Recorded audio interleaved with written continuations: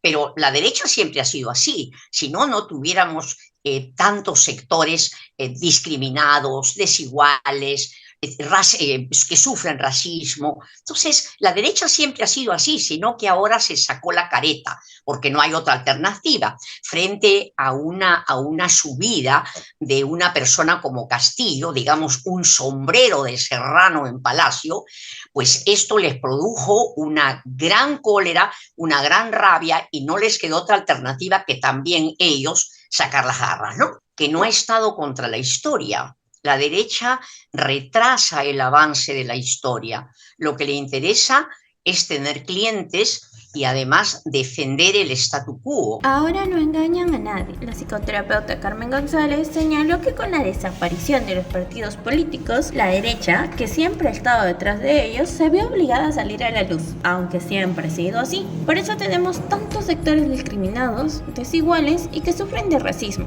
Esto se evidenció con la subida del expresidente Pedro Castillo y la aparición de un sombrero serrano en Palacio, lo que provocó una gran rabia en la derecha al punto que tuvieron que sacar las garras. Ahora, desde tu óptica profesional, Carmen, Sí. ¿cómo interpretas tú este espacio que se ha abierto la ultraderecha, ¿no? Que es una ultraderecha reaccionaria, conservadora, religiosamente radical, ¿no? Que va más allá incluso de, o sea, lo que se llama ultramontano o ultramontana, ¿no? Va más Claro. allá de las directivas, digamos, porque se ponen radicales, extremos, fanáticos, talibanes. ¿Qué ha pasado en el Perú para que esta ultraderecha haya encontrado un cauce, así como el Guaico, ¿no? Ajá, ajá. Yo creo que con la desaparición de los partidos políticos, la Mm, derecha que siempre ha estado detrás de los partidos, porque los partidos y el gobierno han sido de alguna manera sus administradores, sus emisarios, no le quedó otro recurso que salir a la palestra. Pero la derecha siempre ha sido así, si no, no tuviéramos tantos sectores discriminados, desiguales, que sufren racismo. Entonces, la derecha siempre ha sido así, sino que ahora se sacó la careta, porque no hay otra alternativa. Frente a una subida de una persona como Castillo, digamos, un sombrero de serrano en Palacio, pues esto les produjo una gran cólera, una gran rabia, y no les quedó otra alternativa que también ellos sacar las garras, ¿no? Entonces, es el resultado de todos estos últimos años donde ha habido pues, o sea, ha habido la desaparición de los partidos. Entonces, ¿ya qué les quedaba? Solo salir al frente, ¿no? claro, porque la derecha en el Perú ha sido siempre una derecha Cruel, más metalizada, más claro, monetizada, más capitalista, pero capitalista mercantilista, claro. prebendista, de sacar beneficios del poder para su bolsillo a través del contacto, de la vara, de los, ¿no? Y Este, tener sus congresistas.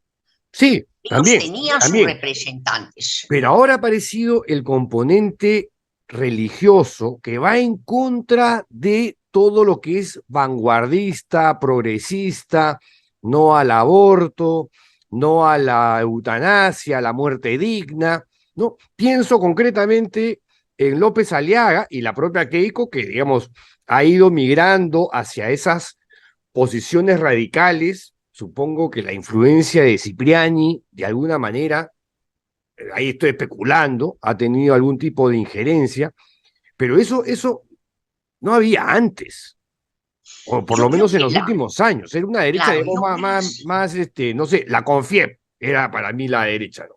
Una derecha claro, capitalista.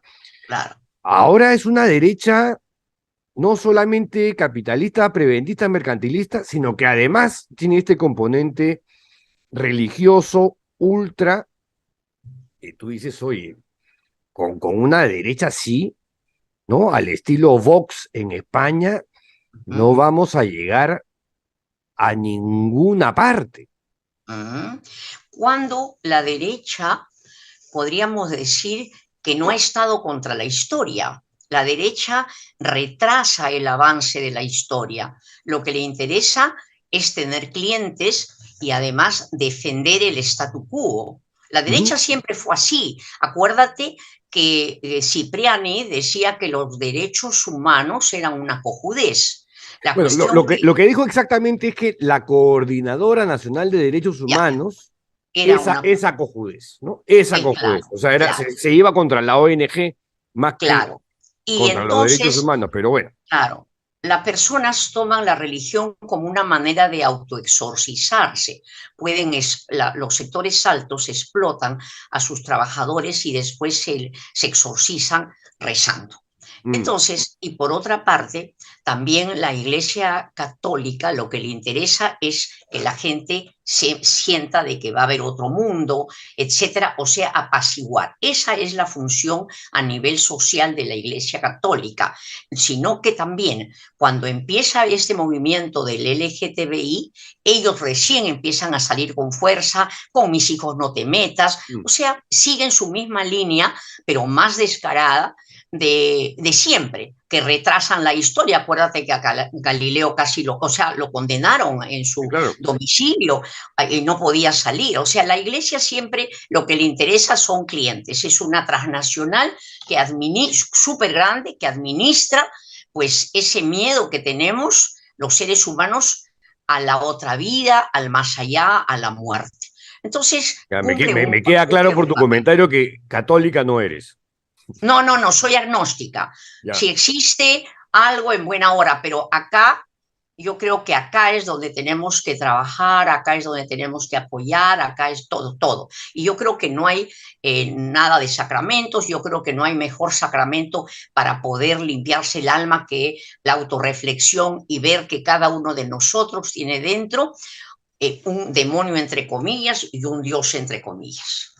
Ahora, López Aliaga es para mí quien encarna esta ultraderecha, Uh -huh. esta cosa ultramontana, ¿no? Que mezcla religión con política, ¿no? Voy a hacer una cadena de oración para que el ciclón se vaya a otro lado, ¿no?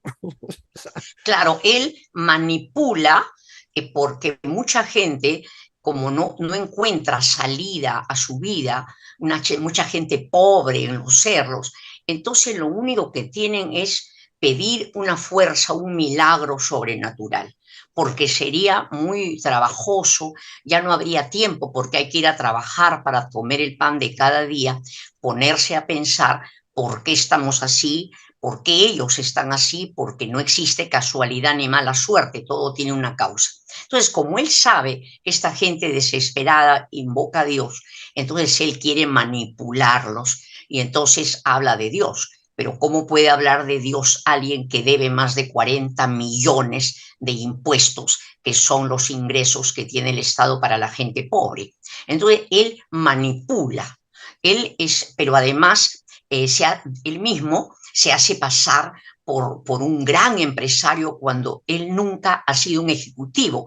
Él lo que ha hecho es ganar unas licitaciones del tren, vender eso fuera a través de su socio que vive en el exterior y ganar por este pase de las licitaciones o por compartir las licitaciones millones. Entonces, ¿de qué puede hablar? Pero él engaña y como la gente hay un fenómeno por el cual las personas que se sienten muy desesperados cuando creen, y eso pasaba con García, cuando creen en un grandazo inflado, porque son gente inflada, creen que también ellos van a tener un poquito de eso. O sea, juega con la Cuando, ignorancia de la cuando, gente. cuando López Aliaga dice, oigan, no me endosen pues la responsabilidad, me he encontrado con una municipalidad sin plata, sin presupuesto, no jodan pues. Claro, Qué está claro. proyectando ahí como personalidad? Primero hay un miedo de su miedo por su incapacidad de reconocer que carece de las virtudes intelectuales y ejecutivas como para hacer algo. Entonces lo que hace es echar la culpa a otros. Entonces yo creo que es un narciso, si no es, ya yo he dicho que mi opinión es que es un psicópata que Un solo psicópata. un psicópata para Ah, mí, esa es mi opinión. definamos Y el psicopatía. psicópata Ya, ¿y el psicópata qué características tiene? La primera característica es que es bueno lo que es bueno para él. Es ¿Ya? bueno rezar y decir que reza, sí. Es malo pagar impuestos también. O sea, es bueno lo que es bueno para él y es Ya. malo lo perjudica. O No sea, tiene la culpa, verdad la tiene él, claro, siempre. no Pero el otro, sino siempre él. la tiene, claro, tiene culpa. Son tres características. A ver, No tiene vergüenza, no tiene culpa, ni enmienda, por no lo tiene tanto, ni culpa aprende de la experiencia. no tiene culpa o no siente culpa, que es, No, claro, no siente culpa para no nada, siente culpa. no siente culpa, no tiene vergüenza, por lo tanto, no aprende de la experiencia, no aprende. Y es bueno todo lo que es bueno para él, y es malo todo lo que es malo para él. Pero Ya. no vayan a creer la gente de que una persona con esas características piensa antes de hablar. No, su cerebro está modulado para eso y contesta en automático. Entonces jamás va a tener vergüenza de nada, él jamás va a tener culpa y la culpa la van a tener los demás. ¿Y un psicópata nace psicópata o, digamos, se va Mira, volviendo, hay un entorno que te vuelve psicópata? hay muchísima discusión sobre eso. Pero, por ejemplo, Paula Hyman dice de que durante los primeros años de vida, 2, 3 años, cuando el niño siente que no ha sido comprendido por una madre o por una criadora suficientemente buena, quizás hay una madre que se ha impuesto, que lo ha pensado, pero no lo ha sentido, ni ha sentido lo que el niño siente, él se retrae y entonces, así como sus figuras maternas, su figura materna o su figura paterna le enseñan lo que creen conveniente, se dedican a él, pero no sienten lo que él siente, entonces él también empieza a sentir para él todo. Entonces se considera perfecto, él todo lo hace a su favor. Mm. Y la Y acá diferencia hay entre... muchos, muchísimos políticos. Un ejemplo era Alan García. O sea, todo nunca reconoció culpa. Pero claro, las historias familiares son las que te marcan, ¿no? Por ejemplo, contaba López Aliaga que dejaba cualquier directorio porque tenía que ir a rezar el rosario con su mamá. ¿Me entiendes? Ujú. Yo lo que pienso es que una persona que hace que el hijo deje directorios para rezar con ella es una mamá que tendría que darse cuenta que hay una dependencia de su hijo en relación a ella. Quiere decir que no es libre, sino depende de ella. Entonces, eso es muy triste en un ser humano, pero parece que no se dieron cuenta porque él abandonaba los directorios para ir donde su mamá. Es como que tenía una veneración y cuando se tiene veneración por la madre, también hay un odio guardado que no lo reconoces, pero que está ahí, porque cuando somos niños amamos y odiamos. Entonces, como no reconocen ese odio, probablemente necesite exorcizarse con la religión y dándose de latigazos.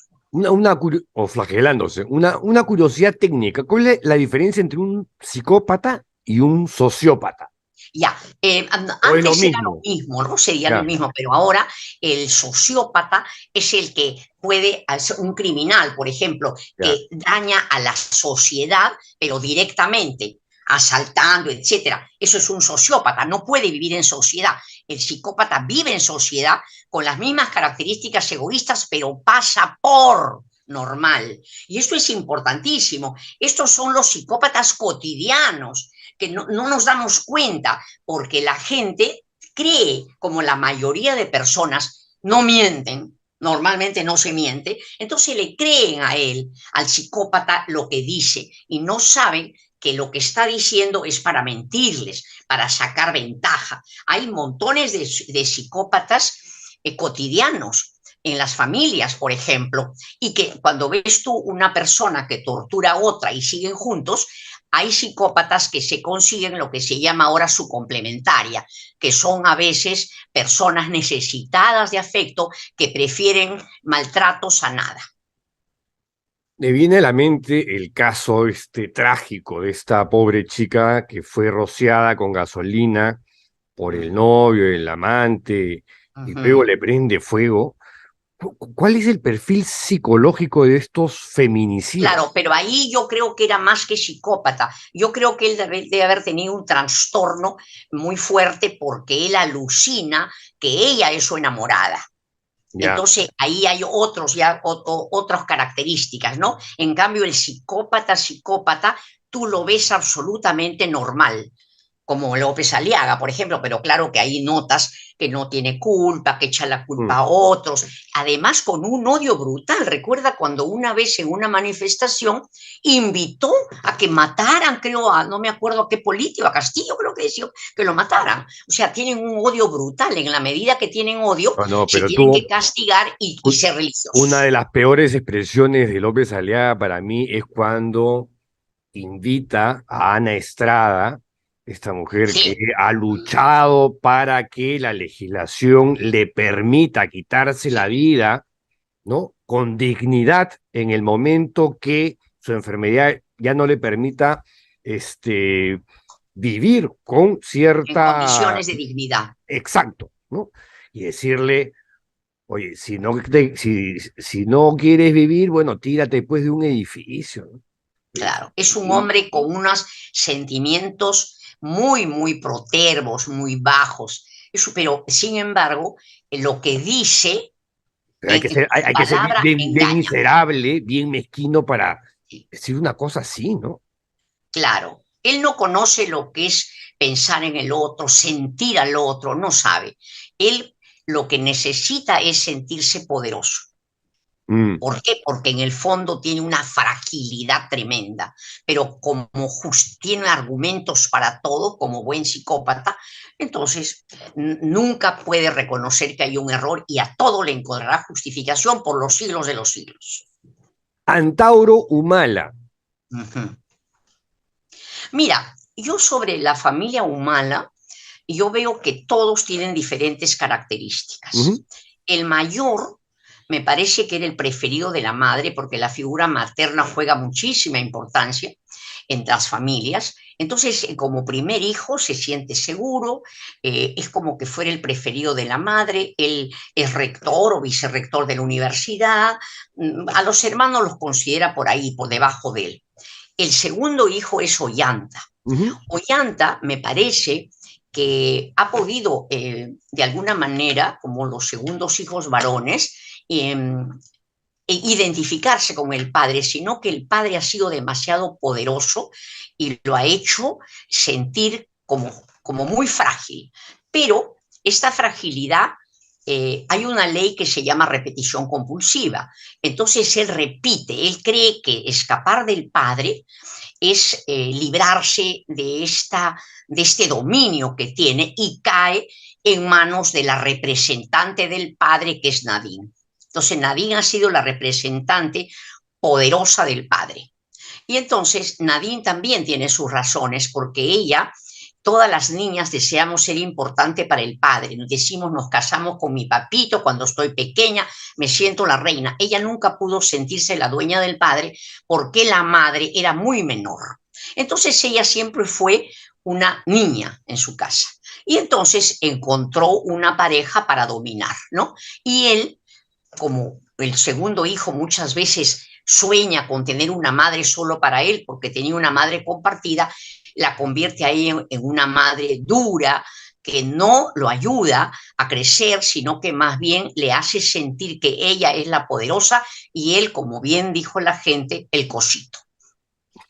El O sea que tercer hijo, hace muy pocos días, en el ¿eh? semanario de Hildebrand, hubo una entrevista que le hizo Rebeca Diz a Isaac Humala, ¿no? El patriarca de la Sí, familia, donde él reconoce que le dio a sus hijos una educación muy dura. rígida, muy dura, con mucha disciplina, y de los cuatro, él, bueno, describía a Ollanta prácticamente como un saco largo, Sí, y, y que él nunca fue un etnocacerista. Quien sí. sí es etnocacerista, que es esta fórmula que mezcla el racismo con el nacionalismo, ¿no? Es un Uh-huh. cóctel rarísimo. Ese era Antauro Humala, porque Alexis estaba no sé en qué anda Alexis, pero Alexis está en Claro. otra cosa, Claro, el primer hijo habitualmente que es Ulises.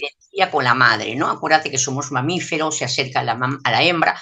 El segundo hijo es como el padre, pero él ha querido independizarse, pero lo que no sabía es la dependencia inconsciente que tenía. Por eso es que encuentra el reemplazo de Isaac en Nadine.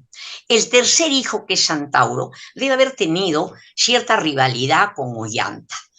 Una hermandad y a la vez rivalidad, porque no existen emociones puras.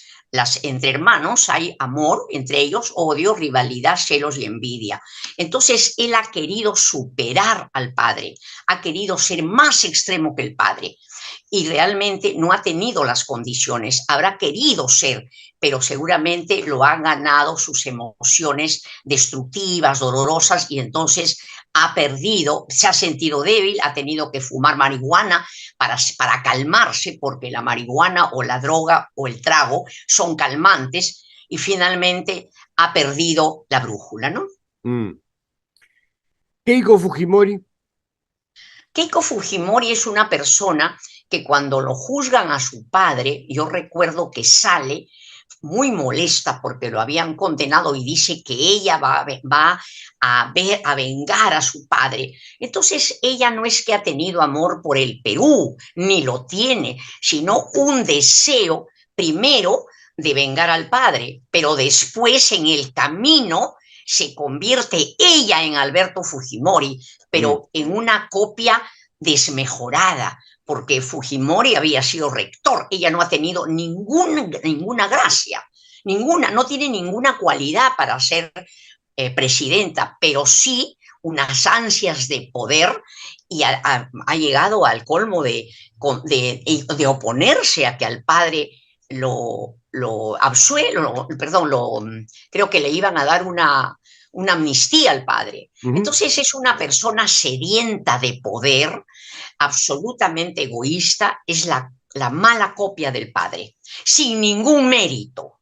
Pero la gente, ella cree que votan por ella, no, la gente votó por ella porque era de derecha, nada más. La doctora Cachetada desenmascaró a la derecha y aseguró que siempre fueron, pero hasta que desaparecieron los partidos mostraron su verdadera cara, porque siempre estuvieron haciendo lo mismo, solo que antes sacaban beneficios del poder con un perfil bajo, porque trataban de no llegar a este punto. ¿Y tú qué opinas de las declaraciones de la psicoterapeuta Carmen González? ¿Crees que la derecha sigue haciéndole daño al Perú? Déjanos tu opinión en los comentarios y comparte este video para ayudarnos a que esta información llegue a más personas.